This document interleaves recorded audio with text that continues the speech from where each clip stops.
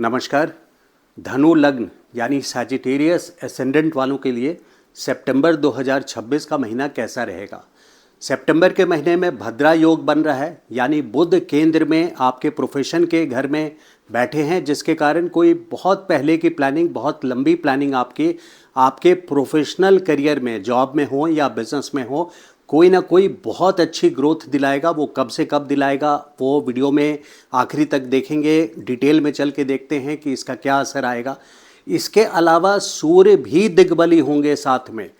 10th house में सूर्य दिग्बली हो जाते हैं, यानी उनको डायरेक्शनल स्ट्रेंथ मिल जाता है, और वो भी आपके करियर के हाउस में, प्रोफेशनल हाउस में, यानी सूर्य का भी साथ मिलेगा बुध को इसी महीने। यानी कोई ना कोई बड़ी रॉयल्टी जैसी चीज़ आपको महसूस होगी, एक बड़ी कामयाबी आपको प्रोफेशनल फ्रंट पे मिलना तय है। वहीं पे तीनों ग्रह यानी सूर्य अपनी ही राशि में, लियो सिंह राशि में आपके भाग्य स्थान पे रहेंगे। कर्म स्थान के स्वामी बुध अपनी ही राशि में है जैसे मैंने बताया, और तुला राशि में 11वें भाव के स्वामी शुक्र भी अपनी ही राशि में हैं। तो तीनों ग्रह भाग्य स्थान के, कर्म स्थान के और धन स्थान के स्वामी इस महीने अपनी राशि में, यानी एक तरह से किला की तरह आपको मजबूत बनाएंगे। आपके भाग्य का साथ मिलेगा, कर्म में भी साथ देंगे और कर्म का फल भी मिलेगा, क्योंकि 10th हाउस से 11th हाउस, 10वें घर से 11वें घर दूसरा भाव मिलता है, धन भाव है। तो कर्म में भी बुध साथ देंगे और शुक्र अपने ही राशि में, तुला राशि में, वहाँ पे कर्म का फल भी देंगे। और इसी के साथ इस महीने ये भी तय है कि जहां बृहस्पति पैतृक संपत्ति दिलाने में पहले से ही बैठे हुए हैं अष्टम स्थान पे, और उनकी दृष्टि चतुर्थ भाव यानी 4th हाउस पे, प्रॉपर्टी वाले घर पे पड़ रही है, यानी घर प्लॉट से संबंधित जो भी पैतृक मामला आपका है वो करवाने में 7 महीने के लिए बृहस्पति का पूरा साथ आपको मिलेगा। सितंबर, अक्टूबर, फिर अगले साल के फरवरी से लेकर के जून तक। वहीं पे इस महीने भूमि कारक मंगल, यानी जो प्लॉट या भूमि के कारक हैं मंगल, वो स्वयं बृहस्पति के साथ आए हैं इस महीने 18 सितंबर के बाद से। तो चलिए देखते हैं डिटेल में तारीख के हिसाब से कि कब से कब और आखिर क्यों मैंने ऐसे बोला वीडियो की शुरुआत में, उस बात को गहराई से समझते हैं, क्योंकि कोई भी चीज़ हवा में ऐसी नहीं बोली जाती है। ज्योतिष के माध्यम से, उसके सपोर्टिंग से क्यों ऐसा भद्रा योग जो बन रहा है, डिटेल में पहले ये देखते हैं कि 7 सितंबर से लेकर के 26 सितंबर तक बुध अपनी ही राशि में है, वो भी कर्म स्थान पे, यानी जो प्रोफेशन का घर है, जिससे हम लोग प्रोफेशन देखते हैं, करियर देखते हैं, जॉब हो या बिजनेस में हो। 7 सितंबर से 26 सितंबर तक एक भद्रा योग है, ये भद्रा काल नहीं है। तो भद्रा योग पंच महापुरुष योग में से एक है। ये बहुत ही पावरफुल पंच महापुरुष योग है, जिसके वजह से आपके प्रोफेशनल फ्रंट पे कोई ना कोई बड़ी कामयाबी जो लंबे टाइम से आप प्लान किए हुए हैं वो फलीभूत होने का, यानी वो एक्चुअलाइज होने का ये सब हैं 7 सितंबर से 26 सितंबर के बीच में। अच्छा, इसी बीच में सूर्य 17 सितंबर को सूर्य भी युति में आ जाएंगे बुध के साथ, यानी 17 से 26 के बीच में सूर्य और बुध दोनों रहेंगे। अब सूर्य दशम स्थान पे दिग्बली रहते हैं। सूर्य तो वैसे 17 सितंबर से 17 अक्टूबर तक रहेंगे, पूरे एक महीने रहते हैं एक राशि में, तो आपके प्रोफेशनल एरिया में रहेंगे। लेकिन 17 से 26 का जो ये क्रीम और महीना का जो बेस्ट डेज है, इसमें आप लोग अपने इम्पॉर्टेंट डीलिंग्स, अगर बिजनेस में हैं तो जो भी इम्पॉर्टेंट कॉन्ट्रैक्ट्स हैं, इम्पॉर्टेंट डीलिंग्स हैं, महत्वपूर्ण आपके लिए है, उन चीज़ों को, काम को आप कर सकते हैं। जॉब में भी है तो इम्पॉर्टेंट मीटिंग्स जो आपकी है, इम्पॉर्टेंट डिसीजंस जो आपके महत्वपूर्ण डिसीजंस हैं, उनको आप 17 से 26 में विशेष करके ले सकते हैं, क्योंकि सूर्य दिग्बली अवस्था में है, डायरेक्शनल स्ट्रेंथ उनको मिल रही है यहाँ पे, और बुध भद्रा योग बना रहे हैं, पंच महापुरुष योग में से एक है। तो दो ग्रहों का यहाँ पे मेल बहुत अच्छी स्थिति आपको प्रोफेशनल करियर के लिए देंगे। लेकिन वहीं पे जहां एक तरफ इन दोनों का योग 17 से 26 के बीच में बहुत अच्छा है, या फिर यूँ बोलूँ कि 17 सितंबर से 17 अक्टूबर तक सूर्य का दशम स्थान पे रहना, दिग्बली अवस्था में रहना बहुत पावरफुल पोजीशन है आप लोगों के प्रोफेशनल फ्रंट के लिए।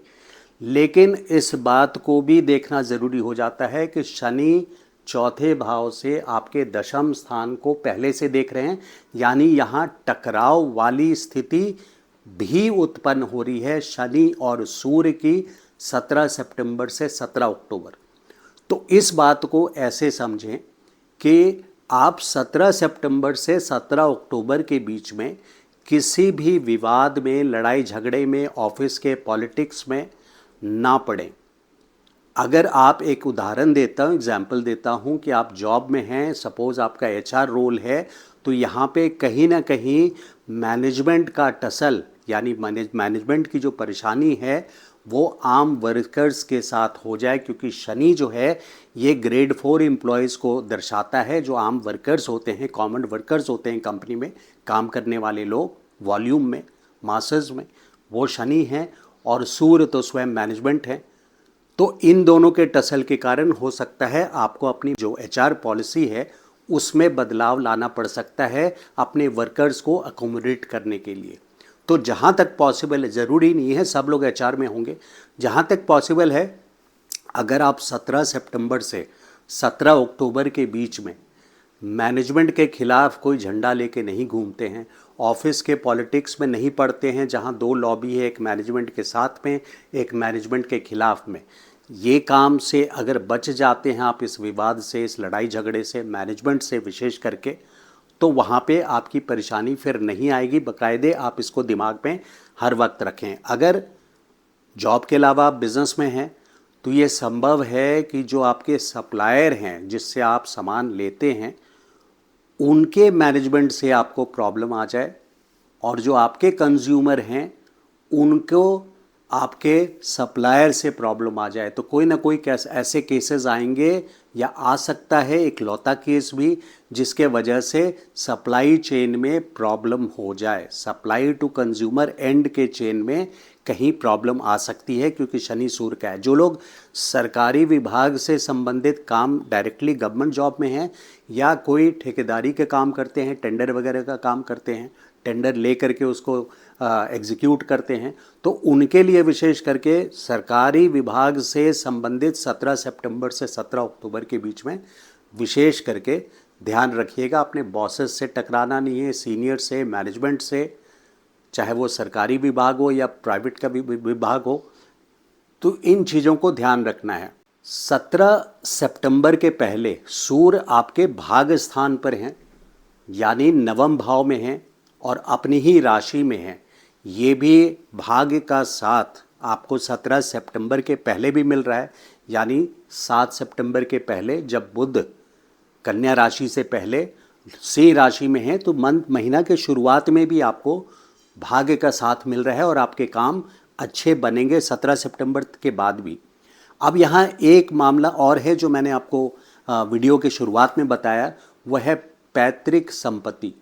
विल से संबंधित कोई हो संपत्ति, या कहीं बंटवारा होना है पैतृक संपत्ति का, या आप खुद बढ़ करके आगे बात करना चाहते हैं, कई सालों से बात नहीं कर पा रहे हैं, तो बात करने का जो उचित समय है, पैतृक संपत्ति से संबंधित जो सही समय है, वैसे तो ये शुरुआत हो गया जून से लेकर के, जून 2026 से लेकर के जून 2027 तक ये बिल्कुल सही समय रहेगा।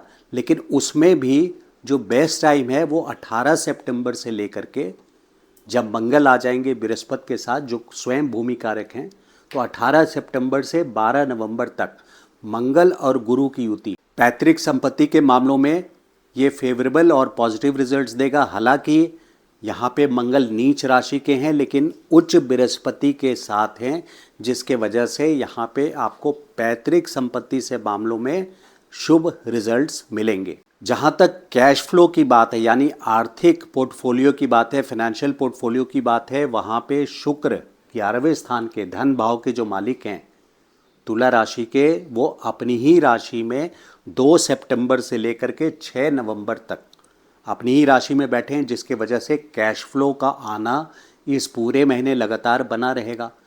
लेकिन वहीं पे घर के कोई ना कोई जिम्मेदारियों के प्रति, या वो आपके मकान के ओर खर्चा या घर की ओर खर्चा, यानी घर के सदस्यों की ओर खर्चा, क्योंकि शनि जो हैं ये वक्री अवस्था में है और शनि दूसरे भाव के राशि स्वामी हैं, कैश फ्लो के राशि स्वामी हैं, जो कि 27 जुलाई से 11 दिसंबर तक कोई ना कोई खर्चा आपसे करवाते रहेंगे, 27 जुलाई से 11 दिसंबर के बीच में।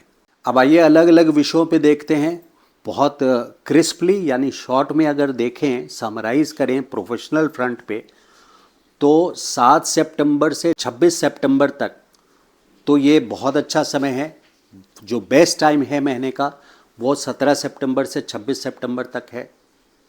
लेकिन बड़े पैमाने पे देखें तो महीना के शुरुआत से ही सूर्य भाग स्थान पर हैं, उसके बाद भद्रा योग बन रहा है 7 सितंबर के बाद से, फिर 17 सितंबर के बाद से सूर्य दिग्बली अवस्था में आ जा रहे हैं 17 अक्टूबर तक। तो सितंबर के शुरुआत से ही 17 अक्टूबर तक ये पूरा करीब 1.5 महीने का जो समय है ये आप लोगों के लिए प्रोफेशनल फ्रंट पे काफ़ी पॉजिटिव रहने वाला है। इस बीच में सिर्फ ध्यान रखने वाली जो बात है वो है किसी तरह का विवाद आपके मैनेजमेंट से ना हो या किसी से भी ना हो। 17 सितंबर से 17 अक्टूबर के बीच में शनि सूर्य का प्रतियोग कर्म स्थान पे भी हो रहा है, चतुर्थ और कर्म स्थान के बीच में, यानी प्रोफेशन और घर के फ्रंट से। तो यहाँ पे बैलेंसिंग एक्ट करते हुए आपको विवेक को इस्तेमाल करते हुए किसी भी विवाद को अवॉइड करना है, कॉन्फ्लिक्ट डिस्प्यूट को अवॉइड करना है। फाइनेंशियल फ्रंट पे जैसे मैंने बताया कि 2 सितंबर से लेकर के 6 नवंबर तक शुक्र अपनी राशि में है, धन भाव में कैश फ्लो भी लाएंगे, लेकिन शनि का वक्री अवस्था में दूसरे भाव के स्वामी हैं, तो खर्चे भी साथ में होते रहेंगे। अब स्टॉक मार्केट में जो लोग हैं, देखिए मंगल अष्टम भाव में है, यहाँ पे मंगल आप लोगों के लिए पॉजिटिव नहीं है। स्टॉक मार्केट के लिए लॉन्ग टर्म इन्वेस्टमेंट्स में ही जाइए, अगर करना बहुत ज़रूरी है तो लॉन्ग टर्म इन्वेस्टमेंट्स में जाइए। आपके जो लग्नेश हैं वो अष्टम स्थान पे हैं, मारक स्थान पर हैं, और पंचम भाव के स्वामी भी जिससे स्टॉक मार्केट देखते हैं वो भी अष्टम भाव में है। स्टॉक मार्केट से दूर रहें, लॉन्ग टर्म इन्वेस्टमेंट्स करें। स्टूडेंट्स के लिए भी मिस अलाइंड एफर्ट्स, यानी कहीं ना कहीं वो जो पढ़ना चाहिए उसको छोड़ करके कुछ और ऐसा तैयारी करेंगे और मिक्सअप और कन्फ्यूजन वाली स्थिति पैदा हो सकती है, जिसके कारण आप अपने सिलेबस और क्वेश्चन और जो भी है उसको प्रॉपर अलाइनमेंट करके अपने एफर्ट लगाएं, तो वो बेटर रहेगा। जिन लोगों का कोर्ट केसेस चल रहा है, धनु वाले हैं, यानी सैजिटेरियस वालों के लिए जिनके लिए कोर्ट केसेस चल रहे हैं, यहाँ परेशानी की बात खास करके 2 जून 2027 तक है, क्योंकि शनि की तीसरी दृष्टि छठम भाव में है। अब यहाँ पे छठे भाव में दुश्मनों पे विजय तो प्राप्त करवाते हैं शनि छठे भाव में जब होते हैं, छठे का शनि अच्छा होता है, लेकिन वहीं पे क्योंकि आप दुश्मन के साथ लगे रहते हैं, लड़ाई में उलझे रहते हैं, तो वो स्थिति भी बनी रहेगी। इसलिए मैंने बोला, क्योंकि शनि की तीसरी दृष्टि छठे स्थान पे लंबे अवसर के लिए आपको उस केस में उलझा करके रखेगी। तुरंत में ये केस सुलझेगा नहीं। बृहस्पति जब तक आपके अष्टम भाव में हैं तो मारक यानी मान हानि वाली, बेइज्जती वाली संभावना भी बन रही है। अब स्वास्थ्य संबंधित देख लेते हैं, यानी हेल्थ से रिलेटेड। यहाँ पे अष्टम भाव में बृहस्पति का होना खास करके ट्यूमर से संबंधित प्रॉब्लम्स दे सकता है।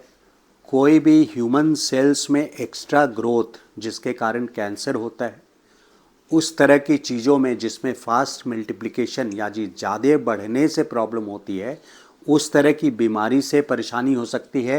क्योंकि बृहस्पति ग्रोथ देता है, वो भी यहाँ पे बहुत पावरफुल राशि में है, और अष्टम स्थान पे होने की वजह से, क्योंकि सेक्सुअल ऑर्गन को रूल करता है अष्टम भाव, जिसके वजह से जैसे प्रोस्टेट इनलार्जमेंट हुआ मेन में, इस तरह की बीमारियाँ होने की संभावना है। सजग रहें, बृहस्पति अष्टम भाव में है। अब जिन लोगों के क्रूर ग्रह जन्म कुंडली में, बर्थ चार्ट में, जिसको D1 बोलते हैं ज्योतिष में, तो जन्म कुंडली में जिसके बेसिक होरोस्कोप में यहाँ पे क्रूर ग्रह हैं, अगर केतु है किसी वजह से अष्टम भाव में, उदाहरण देता हूँ तो बृहस्पति का गोचर अष्टम भाव में केतु के ऊपर, यहाँ पे कोई बड़ी परेशानी लंबी बीमारी के प्रति दे सकता है। उसी हिसाब से अगर मंगल भी हुआ तो यहाँ पे विपरीत राजयोग बनाने का की थ्योरी अलग है। इसके अलावा क्योंकि द्वादशेश है मंगल यानी 12th हाउस, जहाँ से हॉस्पिटल देखते हैं, उसके भी स्वामी होने की वजह से मंगल अगर अष्टम भाव में आपके जन्म कुंडली में भी है और गोचर में तो 18 सितंबर से चलेंगे ही, तो वहाँ पे विशेष परेशानी, यानी कोई भी क्रूर ग्रह हो, शनि हो, मंगल हो, सूर्य को भी क्रूर ग्रह में लिया गया है, अगर ऐसे ग्रह हैं अष्टम भाव में तो वहाँ हेल्थ संबंधित परेशानी आने की संभावना है। आपको अगर अपनी जन्म कुंडली के हिसाब से मंथली वीडियोस के जो गोचर मैं बताता हूँ या कोई भी ज्योतिष बताते हैं वो और डिटेल में समझना हो, आपके अपने कोई पर्सनल क्वेश्चंस हैं जो कि हर इंसान को जनरली होते हैं और वो खास करके अपनी जन्म कुंडली के विश्लेषण चाहता हो, तो आप मुझे व्हाट्सएप पे 9810844912 इस नंबर पे मैसेज ड्रॉप कर सकते हैं। कंसल्टेशन चार्जेस एप्लीकेबल रहेंगे। तो ये था विश्लेषण धनु लग्न वालों के लिए, यानी सैजिटेरियस एसेंडेंट वालों के लिए। आपको मेरा वीडियो अच्छा लगा हो तो लाइक एंड शेयर कीजिएगा, और चैनल को सब्सक्राइब नहीं किया है अभी तक आपने तो please subscribe to the channel. Thank you so much. नमस्कार।